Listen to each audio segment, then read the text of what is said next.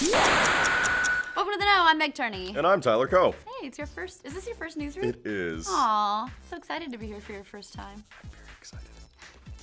Kick. All right. Uh-oh, everyone. It looks like Sony and Square Enix are trying to derail their own hype train for the Final Fantasy VII Remake. Could it be getting the Hobbit treatment? PlayStation Experience kicked off this weekend, and Sony came out with limit breaks charged right from the keynote.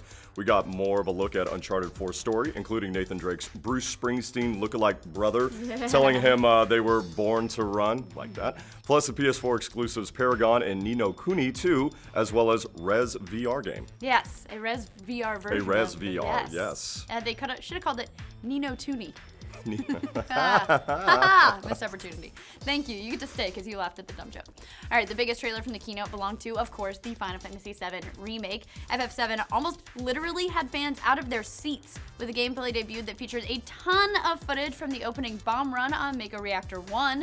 Now, considering we haven't seen anything since the announcement at E3, attendees were super excited by shots of the game in motion, including our first ever look at combat. So, from first glimpses, it seems like Final Fantasy VII Remake is ditching the turn-based combat of the past and opting for something more out of Kingdom Hearts or Final Fantasy VII, which shouldn't be too much Or of a 12. surprise. Or 12, is that what that is? That's an X. That's an X. That's a all right. 12. It's a 12. You just keep going, buddy. This is 7. This is, all if right, it were this out is of 7. 7 it'd be I the was same thinking thing. that was a little weird because I'm like, we're talking about Final Fantasy VII. I'm like, what? You're a football man. You're I know. supposed to know. I should. I Roman know. And the numerals. Super Bowl's coming up in like 2 months. All right. Final Anywho, Fantasy 12. Final Fantasy 12, Right. which shouldn't be too much of a surprise considering that the project is being directed by Kingdom Hearts guru Tetsuya Nomura. Nomura, yes. Square Enix has been hinting at this change to combat since the announcement at E3, and very little they've actually said of the game. Yeah, because they haven't really said much. Now, on the heels of all that excitement, Square Enix actually stealthily sent out a press release via email last night with something they hadn't quite talked about over the weekend. The Final Fantasy VII Remake is going to be split into multiple parts. Boo! According to the press release, Final Fantasy VII Remake will be told across a multi-part series, with each entry providing its own unique experience. Wonder why they didn't say that in all their keynotes. I don't know. It's 7, not 10, though. Yeah, Or it 12, is 7. 12, not Right, 12. 7. Yeah, 7. Okay, Numbers. Gotcha. It's like they've decided to suplex their own hype train. This sort of makes sense with the timeline we've already seen from Square Enix already, considering development started last year, and they've been rebuilding the game from the ground up. Putting the entire remake in one experience would mean the game wasn't out for years. If they handle it episodically, they can start getting it out sooner, possibly as early as the first part of 2017. Plus, they know everyone's going to buy it and probably thought to themselves, but what if everyone bought 3?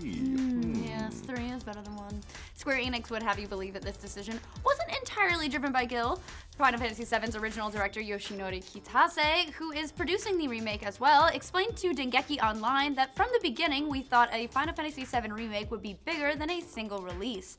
Nomura also added, since we thought there would be stuff we would probably have to pare down and supplemental things we probably couldn't add, we decided to divide it up, concluding that we have to do a remake that's fully packed with content.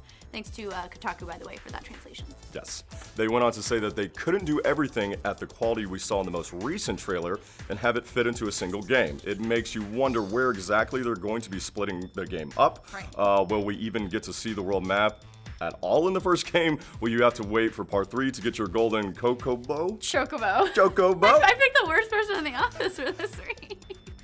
Will Yuffie steal your materia and then you won't be able to get it back until the Wu-Tai? Wu-Tai? Yeah, Wu-Tai, like Wu-Tang Clan. The Wu-Tai Clan ain't nothing to fuck with. All right, sorry. The Wu-Tai DLC. Yes. And how many parts will be devoted to the Knights of the Round Summon? No joke, I saw this in the script and I was like, you came over and you're like, I feel like I could say everything. I was like, you didn't read that I one. got a good handle. Yeah, Yeah. I got it. Nah. It's kind of hard to see how this is all going to work together without being a little cynical. I mean, for instance, will your level and abilities actually carry over between each release, or are they going to start you over? That would be ridiculous if they started you over with each game. And is emphasizing every movement like we saw in the trailer really so important if bloating the game up to multiple parts is the end result? I mean, Square Enix has said since the summer that this won't be a shot-for-shot remake, but really, I don't think anybody predicted this. Longtime fans of Final Fantasy VII have already had a few causes for concern before this, the most notable being the exclusion of legendary composer Nobuo Uematsu. Exactly, I was going to say it. She just says it so much better.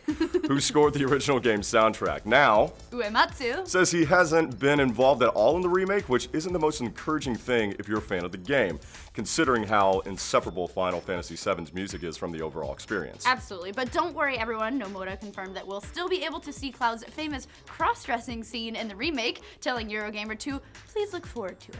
So, at least they've got their priorities straight. So what else did we learn about the Final Fantasy VII remake? First of all, that it's Final Fantasy VII, not 12. We learned that. I got that Nailed little it. mistake earlier. In addition to the trailers, Sony also released a developer video with producer Yoshinori Kitase. talking about the game's cyberpunk roots. He says that the combat is not entirely action-based like the trailer would have you believe, but does lean more toward real time. He also talked about the overall look of the game, stating that while they're still learning what the PS4 is capable of from a development standpoint, they took their design cues from trying to match the visual fidelity of Advent Children, the Final Fantasy VII movie released in 2005. Again, no mention at all of splitting the game into multiple parts there. Some other stuff we did learn comes by way of translated staff interviews from NeoGAF, claiming that the multiple parts will be necessary due to the game being so dense. We'll even have new sections of Midgard to visit that we couldn't before, which is actually kind of cool. And while there will be some stuff that has to be cut, overall there will be lots of brand new content. They also claim the battle system will still make some use of the ATB staple from Final Fantasy games past, and its rhythm will be more akin to Dissidia's. And interestingly enough, the remake also uses the Unreal Engine 4 as opposed to Square Enix's in-house engines like Crystal Tools for Final Fantasy VII, Final Fantasy, God damn it, Tyler, Final Fantasy 13, and Final Fantasy 15's Luminous Studios. So, you got me. Theoretically, this should save them time on the front end, with time to release being a motivating factor for them. For those still wondering why they aren't remaking Final Fantasy VI. Yes. Instead, the original Final Fantasy VII sold nearly 10 million copies at retail alone. We know the game has also sold 1 million copies on Steam, but we have no idea what the digital numbers are from Square Enix or the digital PS3 or PS4 versions of the game. It's easily the best-selling Final Fantasy game, so naturally Square Enix sees a chance not only to bring it to a new generation of fans, but to do it in a way that gains them huge profits over the rest of this console cycle. Especially when you consider that the Final Fantasy VII Remake is only coming to the PS4 as a timed exclusive rather than as a console exclusive. We can probably expect to see the game and however many parts it eventually has on the PC and even the Xbox One if recent Final Fantasy releases have been any indication. It's definitely interesting to see the mix of fan reactions after the weekend. General sentiment seemed to be high after that trailer, but once this news came out, the response has been a little more tepid. I mean, we all knew that choosing to remake Final Fantasy VII was ultimately a financial decision. They would have never remade one of the entries that performed poorly, but it was nice to also view it as a loving tribute to a game that so many hold dear. Part of this weekend's keynote even showed fan reactions to the original E3 announcement, with people cheering and crying from the news. I love that people cheer and cry. That's awesome. Ugh. Square Enix knows what it has on hand and they want to make it as lucrative as possible. But who knows, maybe it is a win-win for them and fans. I mean, more Final Fantasy VII for us, more money for them. There's a chance that could mean, they could mean what they say, and that they're wanting to pack the game so full of content and explore every part of Final Fantasy's world in a way we never could before, and the only way to do that in a reasonable amount of time is to give the tribute it deserves in multiple parts. Exactly. We'll just have to see how it plays out. If you're really upset or you're just hankering for the original experience, Sony also released the PC port of the original Final Fantasy VII game in the PSN store on Saturday, so you can just pass the time with that. So, what do you think of it all? Does splitting Final Fantasy VII into multiple parts hurt the overall experience? Are you upset about the news, or still excited to see cross-dressing Cloud in beautiful HD?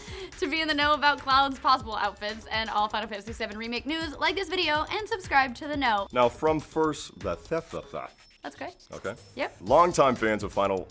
Why can't I say that? All right. Longtime fans of Final... You can't Why can't I you say... can't I don't curse. want to say fantasy. I want to say reality. I don't know why. So, what else did we learn about Final... Why did I... You can't say Final Fantasy. That's okay.